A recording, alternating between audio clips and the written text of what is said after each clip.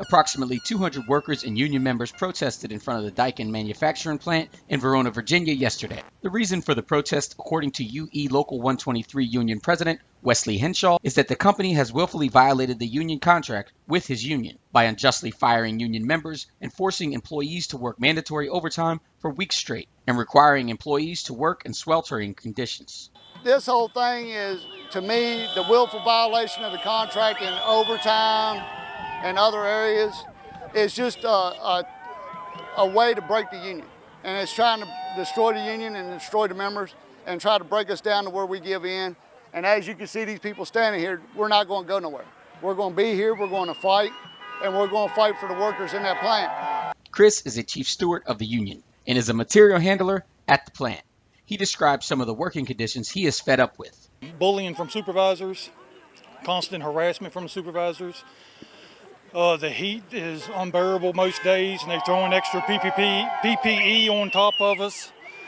You know, used to get a 5-minute extra before you break. They want to take that away from us now due to it's costing the company too much money to give you that extra 10 minutes a day.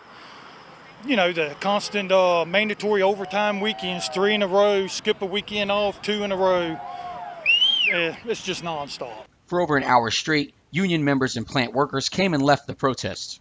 The protesters received a visit from 6th District U.S. Congressional candidate Jennifer Lewis. Lewis said she supports the workers and their rights and will fight for them if and when she is elected the 6th District's congressional representative. Not only am I a congressional candidate for the 6th District, but this is just something I'm very passionate about, regardless of me being a candidate or not.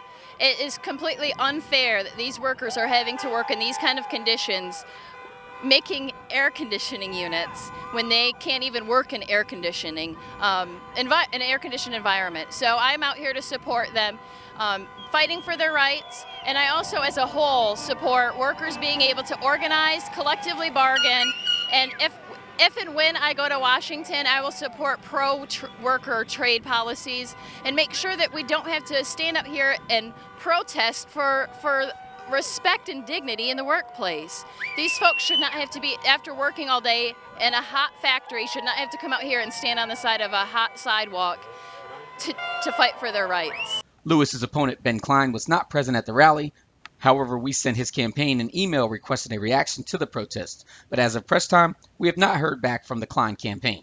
Both Henshaw and Chris hope this protest pushes Daikin to follow the contract that the union claims they are violating. Right now, we're going to see if the company is willing to recognize the union and recognize what we're here for. And if they don't want to do that, then we'll discuss what we need to do further and we'll put it out there. I asked Chris if he was in fear of being retaliated against by Daikin for protesting. One of the claims by the union is that they're firing workers that stand up for themselves. Are you in fear of retribution for speaking out today? Oh, absolutely. Everybody is. Everybody in the out here thinks they got X on their back tomorrow when we come to work. Yes, definitely. Breaking Through also reached out to the Daikin plant in Verona, Virginia, seeking comment on the protest and the union's claims, but as of press time, we have not received a response from the plant. In Verona, Theodore Whitelow for Breaking Through.